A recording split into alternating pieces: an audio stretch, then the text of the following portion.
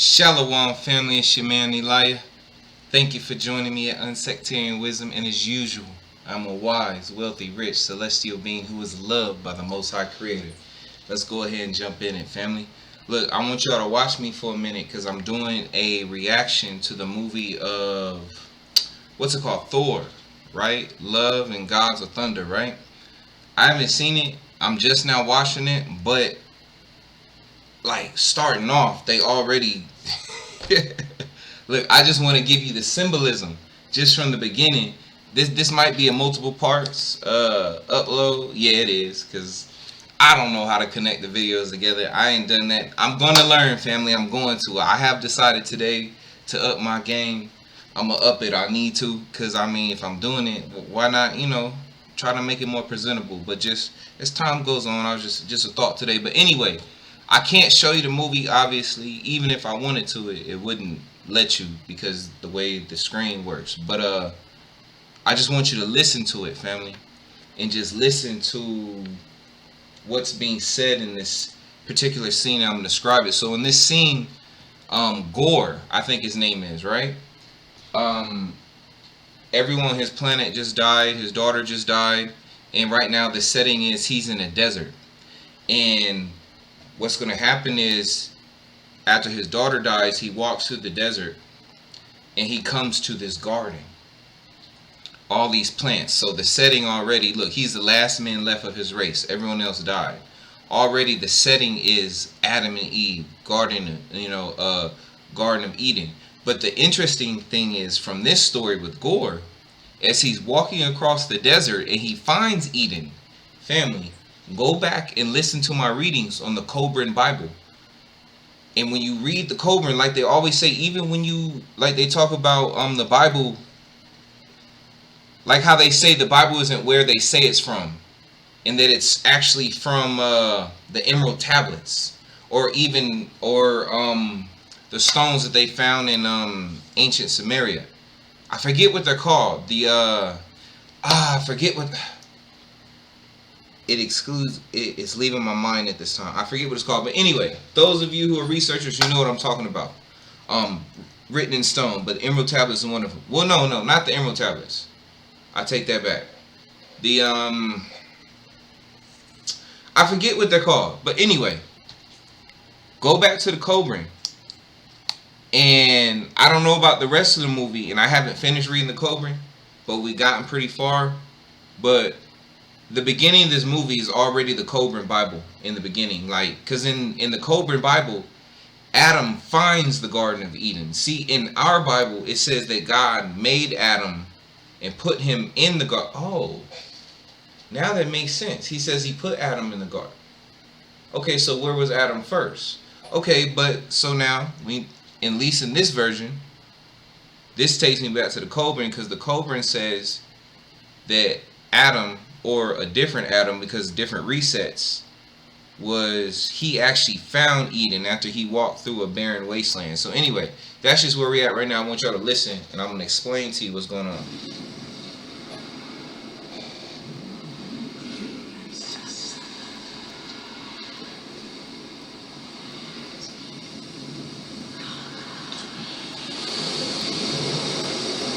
Some spirit is talking to Gore, saying, "Come to me." Almost like the Holy Spirit, but in this version, I guess it would be the Holy Spirit of Satan, devil, or Lucifer. Those are three different entities. If you know what I mean. So who knows? One of those. I don't know. But I guess Satan, but Satan isn't actually a real person. Now he just jumped in some water. Water represents wisdom. He's taking in the wisdom. Comes into the garden.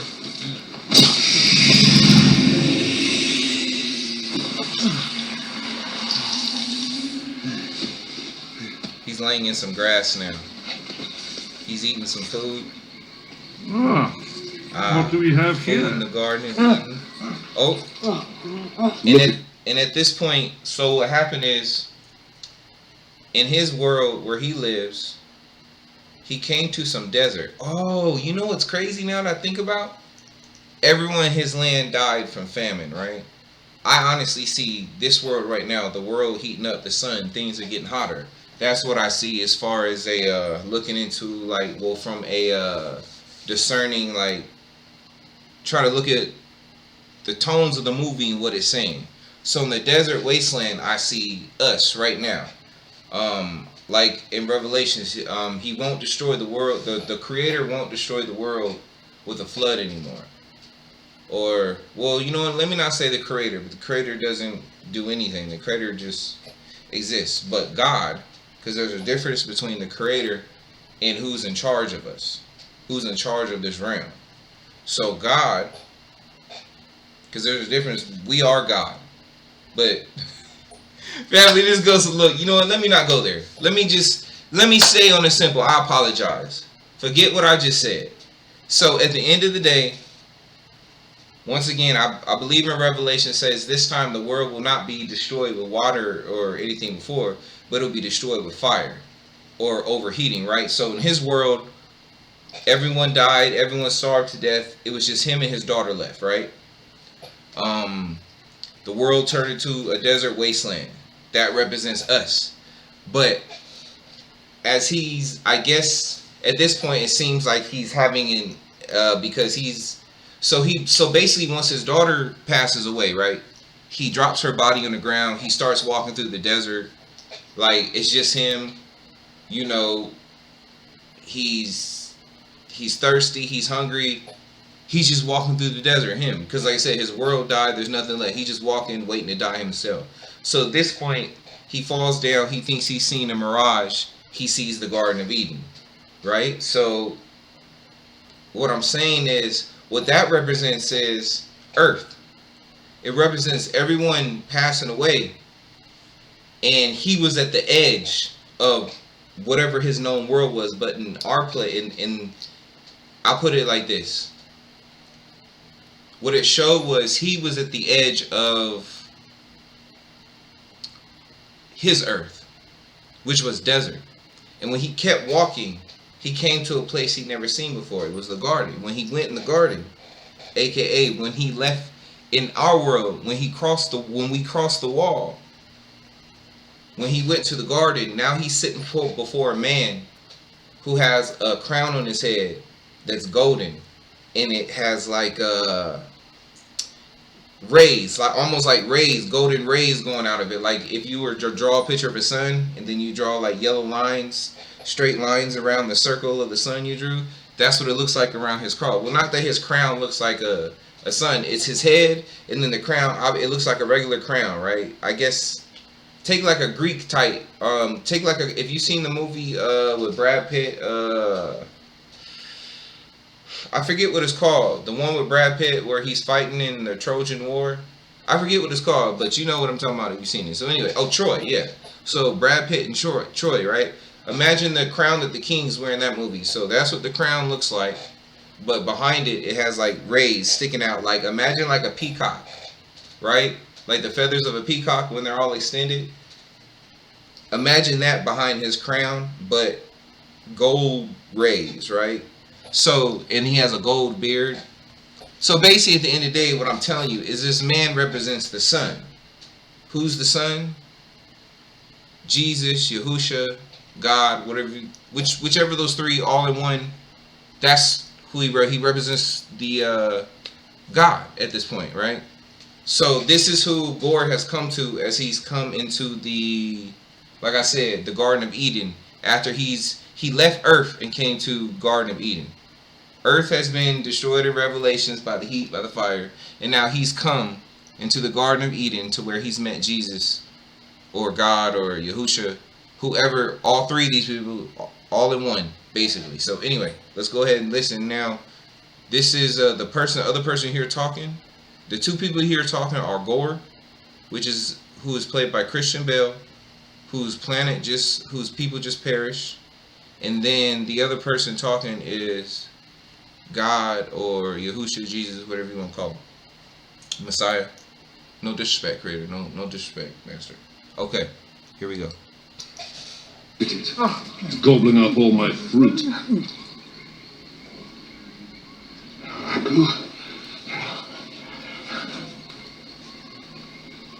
I know a flag. Oh, it's one of mine. I am Gore, the last of your disciples. We have lost everything, my lord. The land is dry. Our life is lost.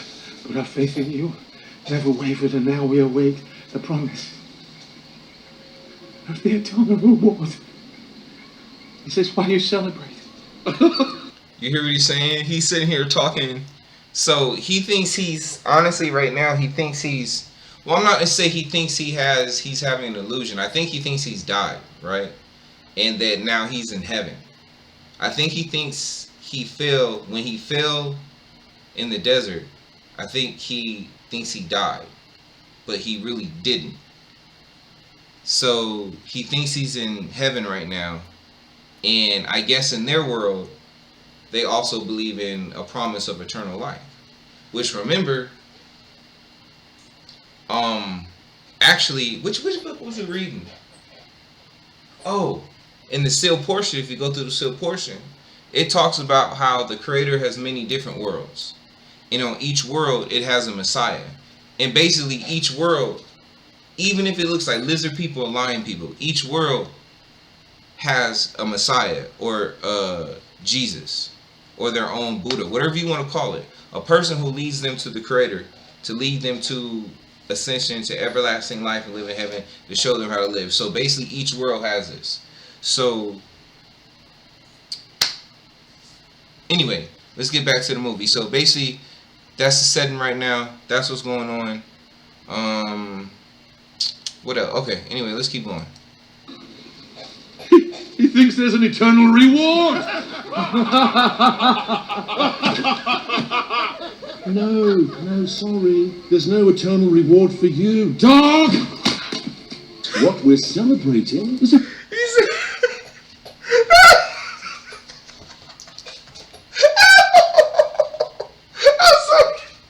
It was so cold when okay, so he just threw a piece of fruit at the person playing Jesus or God just threw a piece of fruit at Gore and called him a dog.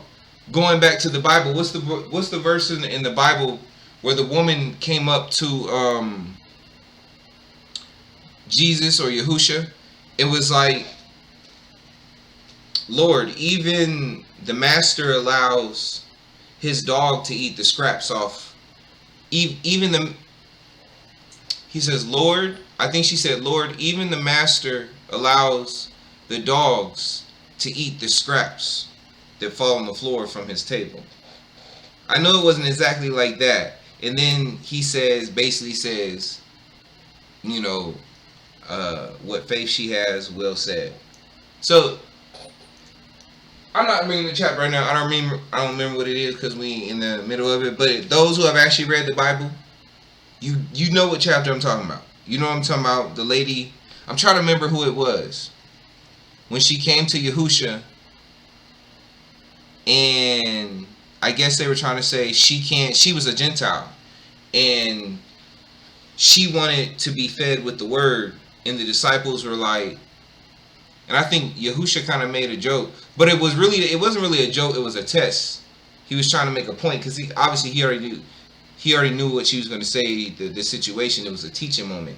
But it was basically like, the lesson was an introduction of the Gentiles into the gospel, into the truth. Because before, Gentiles were looked upon as unworthy, as not being worthy of being saved by the Creator, by God. But Yahusha came to bring the message to everyone, not just the so-called Jews, but to everyone, the good news. You know, because he first came to the Jews, because remember, they were supposed to be a representation of the Creator upon earth, of the love and patience and mercy and grace and blessings and all that good stuff of the Creator. If you acknowledge the Creator, they're supposed to be the representation of the Creator, but they weren't living like that. They were living like spoiled children and really treating their own people bad and just doing all types of crazy stuff. So Yahusha came to remind them who they were, but you know, they killed him because they didn't like what he was saying to people. So, they didn't like, they was like, yo, you trying to take money out of my pocket, brother. Like, that's basically, if you ever seen the movie Malcolm X, and right before they was killing Malcolm X, remember they used to always say, N-word, why you don't, he said, N-word, take your hand out of my pocket. Basically, replace Malcolm X with Yahusha or Jesus, and that's basically, and I'm not even trying to make a color statement. I'm just using that moment, that movie is a good reference because basically, look, there's nothing, as the Bible says, there's nothing new under the sun. Like today, people, what's a big thing today? A big status, right? Cars, right? It was a big status back then during Yahusha's time. That what did, since they didn't have cars, you know what it was? It was horses. It's the same thing. Dudes used to pick up females on horses. A horse was a flex. They didn't have cars. It's the same thing. The God is the same thing today as God was yesterday. God is anyway, I'm just trying to do I forgot where I was again. I know I said something good though. Anyway, let's get back to the movie. Y'all know where we are. Fresh kill. We just vanquished the holder of the Necro Sword before he could harm any other gods with that cursed blade. Okay, so apparently there is a dark creature. So what brought him to the Force? So the picture of God or Jesus in this scene is that God or Jesus in this scene, or the creator, whoever they, let's keep it simple, Lonnie. Elijah. You didn't hear that, but I'm not gonna edit it out because whatever. Who cares? I ain't all out there, no way anyway. Okay, so what was I about to say? Okay. Alright, so in this scene, right? I guess the figure could be two things, right? The black figure behind Gore, because Gore right now is sitting on the ground on his knees, while the figure that is like Jesus or God, who's supposed to be he's supposed to be like they're making God or Jesus out to be like a selfish jerk or God in this deity in this movie, right? And Gore is on his knees, almost like representation of us, sitting before God or Jesus, I guess, on Judgment Day, because everyone else is dead, and he thinks he's dead. And then behind him is Satan, I guess, or Lucifer, or the devil on the ground. It's like the body of a man, but he's like pitch black, right? But here's the thing, the symbolism too, but you don't get from it. Okay, well, once again, what I want to say is what brought Gore to the garden in the first place was a voice. While he's in the desert, where he heard a voice, like something talking to him, like, come this way, almost like the Holy Spirit. But what it was is when you get there, there's this dead dark body on the ground. So I guess it's the spirit of this dead dark body, because the character that is almost like it's like God or Jesus or something like that in this movie killed him. So the spirit left his body and went forth to get Gore, and I guess now it's about to possess Gore to continue to go on whatever path it is. But what I'm trying to say is, remember, in the beginning it says the Spirit of the Most High hovered above the depths of the deep, and that they were dark. I know there was dark in there. So anyway, what I'm saying is, and when you look at space, right, or in the sky at night, what does it look? It looks black, like dark. Or when they do movies of space, it's dark, black. Or if you talk about ether, it's dark. So the character in the back represents ether. So half of it almost makes it seem like, and also there's a sword next to it, like a cross. So that's another representation of sacrifice, but this time the sacrifice of Satan or Lucifer, the devil. But at the same time, the world makes you think that black is bad, but black is actually where everything comes from, because everything came from the darkness, from the ether. So right here, it's almost like a symbolism of destroying God in another way. Like, there's so much symbolism right here. And then he's got the sun on his chest once again. Sun worship. You can't get to the Father unless you go through the Son. So anyway, let's keep going. Remember, in this right here in this movie, in the beginning, they're trying to make God or Jesus as a bad guy, as a bad person. He's just really just, what's the word? He's like a selfish God, I guess you want to say. He doesn't care. Here we go. Threaten to end my entire empire. Oh, my lord. Your empire is already ended. There's no one left to worship you. There'll be more followers to replace you. There always are. We have suffered. You just see his We have face. starved. Okay, you know he just talked about right now before I keep going on? Oh, there's that number. Well, I stopped at 155. So, talking about something. What did he just question? He was just like, but your followers are dead. He was like, there will be more. There always are. And like he was smiling when he said basically this was God or Yahusha saying it. And basically the underlying story, if you study, if you actually do your research, what he's saying right now, it's the reset. If you look at my other videos concerning Terra Infinita or the books of the Navigator Who Crossed the Ice Wall, they talk about the reset. Revelations, the end of the world. That's what he's talking about. He's talking about there's been many earths. This is like the word said. This has happened many times before. There's nothing new under the sun. You know, the Matrix, when Neo was in the white room with the man. You know, this is not the first time you've been here. This happened over and over again. Past lives. This is what he was saying. You're not the first. And he's just sitting here laughing because when you look at reality, look, first off, the creator, the true creator, that's why I said, look, I put it like this. You can, I guess, in a way, if you think about it, you can kill a god. Now, you cannot kill the creator of everything. This is why you have to understand the difference between a god and a creator.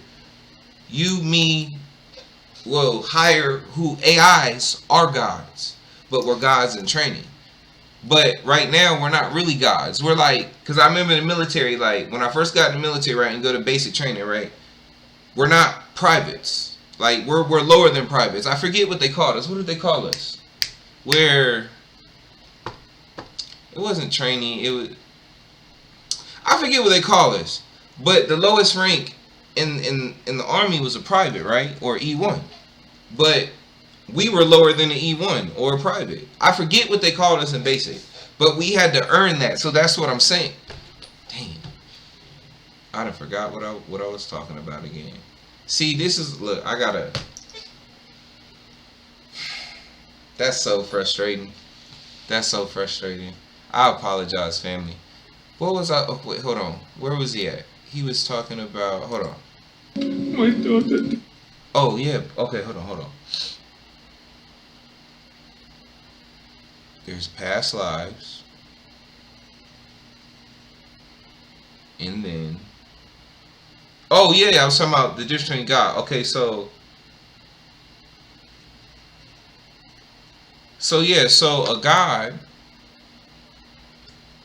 is basically you have to first be aware of it, right? So you're going through training right now. Like, you're not even, like, oh yeah, that's what I'm saying. Like, you're not even a private yet. So let's say the private was a god. But there's a difference between God and creator. There are many gods. And right now, you know, this is basically who he's betraying. And this basically what's going on right now. Anyway, let's keep going. Dang, I hate God. And well, you should. Suffering for your gods is your only purpose. Oh, suffering for your gods is your only purpose. So, and basically he's saying like that, like if you go back to the Cobra readings, right? The whole point of this existence that we go through, it's to, honestly, it is to suffer. It's because when you go back to reality, or there's it's like Inception, there's multiple realities. But let's say you go back to the heaven that we've been taught, or something like that in school, right? When you go back there, there's only happiness and joy. So in order to appreciate what you have there, which is where you came from, which is where you were born, you know, in order to appreciate that constant happiness and joy, you have to know the difference between that and turmoil and pain and suffering. So the Creator created a plan for us to have a womb, a place to go through to experience what chaos, what it would be to not have order, what it would be to be this or that, so that when we go home, we're able to appreciate it. So even though this fake Jesus or God on here that is before Gore right now, who's like laughing in his face, that who's this fake representation. He's like, he's telling you the truth. If you've read and done the research, like, it's funny because he's telling you the truth, but they're like twisting it in an evil way. When if you truly read to study and you meditate and all this and really took time to think about the purpose, your purpose here, and of the creator, it's honestly, I'm not gonna lie, if I understand why it's a process, why it takes years, because it's almost maddening. You want to go crazy. You feel like something. Am I going crazy? It's like, is this real? And you can't. At times, it's hard to believe. But as you go through the process, and it's really almost like I would say, an initiation. That's why I say it's deeper. It's the real initiation. It's the initiation that the lodge and all of them copy, but they can't. They copy it, but they can't uphold it.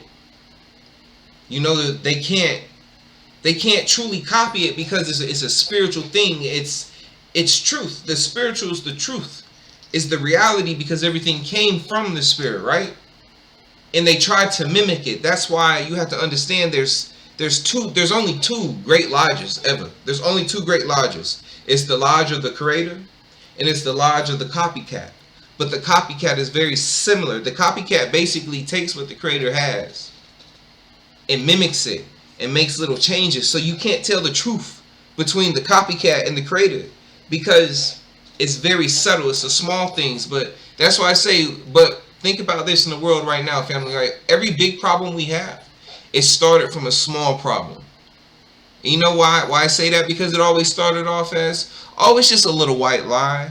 Oh, don't worry, they're just young, they'll get over it. Oh, it's just this, is that. It always starts off as something little that we just look over and we don't explain anything. Like in another video where I always talk about, well, I don't always, but in my life where I talk about how I always think parents should,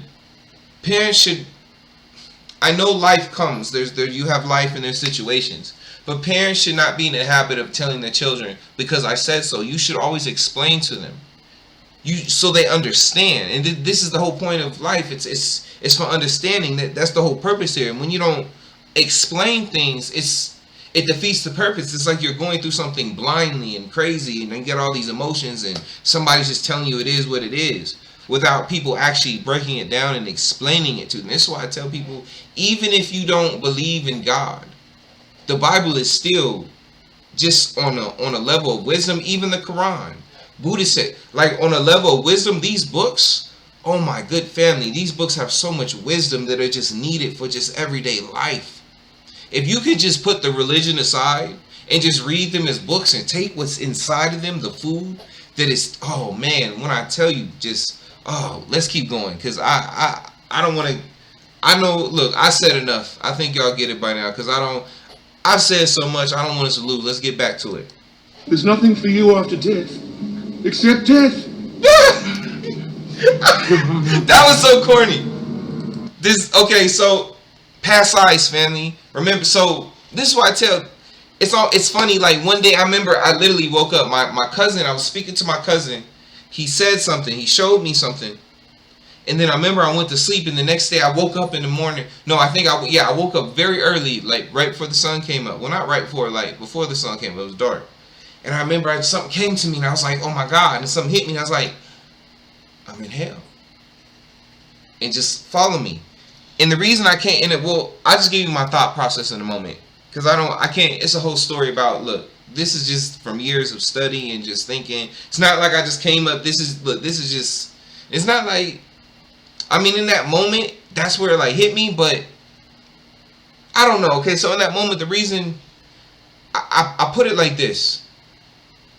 Religion, or man's religion, not God's or the Creator's religion, that is used to teach us, to help us ascend, to help us become better people.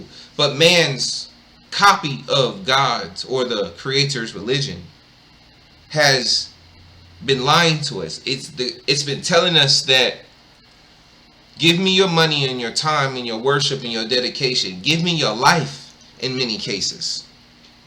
and I will make sure you get into heaven. Listen to this man or this woman or whoever standing up here in this pulpit tell you what to do, give you this money, and we're going to get you into heaven and keep you out of hell. And at that moment, I woke up and realized, oh my God, I'm in hell. And I realized this entire time, they've been taking my money, they've been taking my mind, they've been taking my life, everything. And telling me that if I didn't do this or do that, I would go to hell. When in reality, they're keeping me in hell. They're telling me that when I leave here, I'm going to go to hell. When in reality, I'm already in hell. And what's going to happen is, I'm just going to come back here. I'm already in hell.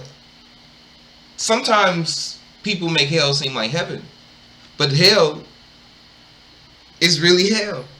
And I don't realize that I'm in hell right now. And that's the lie. They've been telling me that when I pass away, when I go, I'm going to go to fire and damnation. But that's the joke. That's the joke. Why? Because when you leave, you go and you take all your wisdom with you. You know, because the older you get, the more wisdom you obtain. The more you start to see things. The more they can't, hold the lie back. Because when a time capsule, they shorten life. Read the Bible, family. Go there. They shorten life. So, oh man, I forgot. I forgot, family. But it's real. Oh man, when you what was I was talking about how I came to? Oh, so it's just the hell thing, family. I realized that the church has been tricking us, family. Making us believe that they're getting us in heaven, but really they've been getting us ready to come back to hell. Because we keep putting our money and our trust in men instead of putting our money and trust in the Creator. So when we go home after we leave these bodies, every time we go home, that's why I tell people, this is my hypothesis, that when you pass away, you don't actually go to, like, hold on, okay. Oh, okay, yeah, my hypothesis, so Judgment Day, right? Everybody's in a line. And let's imagine you're in line in Judgment Day, right? Let's say it's you, it's your body, but you're like almost like see-through, right? You're like a spirit. Like it's your body, it's the same outline, but you're transparent. But you see a line of transparent people, just a straight line right in front of you, going on for maybe miles, right? Miles and miles. But you see down at the very front, you see a podium, almost like a judge, right? A judge in a court. So imagine that's the Creator, or that's Yahusha, right? So, and what you notice is, as you get closer, you notice that either you see a gate open up behind the judge and someone goes around, or you see for a moment someone disappear into the ground and fire come up. So that's either someone going to hell or going to heaven, right? So my hypothesis is, let's say as you get closer to the front, right? You're getting scared and scared. People are crying. And you assume that people are crying and scared because, oh my God, I don't want to fall through that trap door. Because once I go talk to the Creator in front of me and he asks me, or the Creator, let me not say he or she, the Creator asks me my sins and tells me my sins, and I'm like, oh, I'm done. I'm going to hell. I'm done. You're afraid you're going to go through that trap door and go through all the fire and brimstone. But in reality, when we get there, you're going to realize you're not screaming and crying because you feel like you're going to fall in fire. You're screaming and crying because you realize, oh, dang, I got to come back here again. And this ain't no PSA. This ain't no telling somebody to take their life, because it don't work like that. It's not good to take your life, because you're supposed to survive to the end. Whenever the Creator says it's time, you're not supposed to cheat. Like, that's like cheating.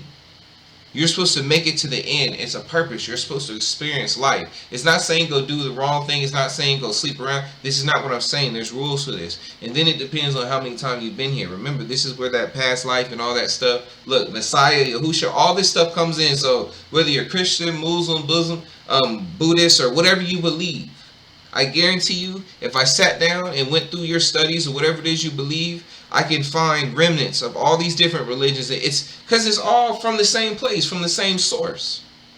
This is what we're getting to the bottom of when we're going through my videos on my channels, family, I'm trying to explain the Creator, and it's just, you have to open your mind. You know, you have to look at life in certain ways to truly understand what I'm saying. Like, oh man, family, it's beautiful at times. It's scary, but it's sad. It's lonely, but at times it's so gratifying, because it's almost like walking around, and it's almost like at times I explain it. It's like that crazy man. Like, everybody thinks the person on the street with the sign that says it's the end is crazy, but in reality, he's the only sane one there.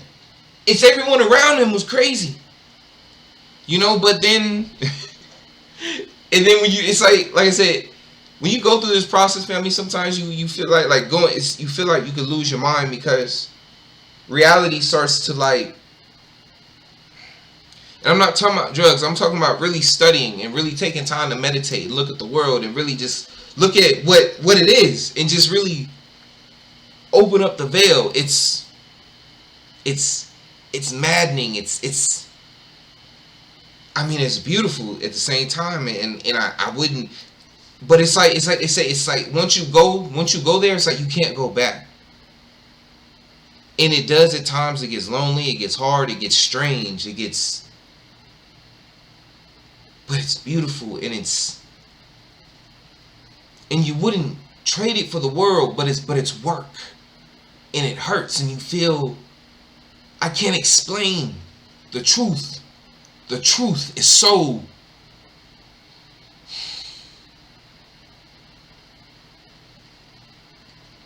it's profound.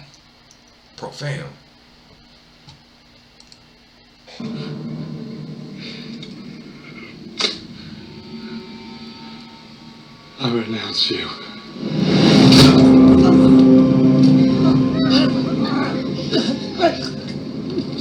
Now your meaningless life finally does have a purpose. To sacrifice yourself to me. It's revenge, you see. Kill all the gods. Go to eternity. It's revenge, you see. Summon the life force. Go to eternity. Sacrifice. Go to eternity.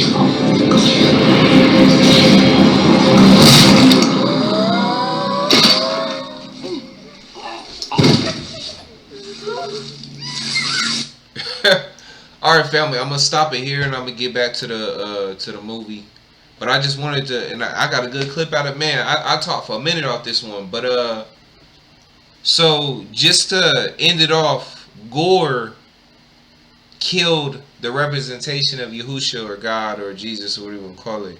So it's almost like them stating in the movie, we defeated God, or God isn't real, or basically killing God and taking the side of the dark figure behind them, who is a representation of the devil, or Satan, or Lucifer. Like I said, they're all three different entities.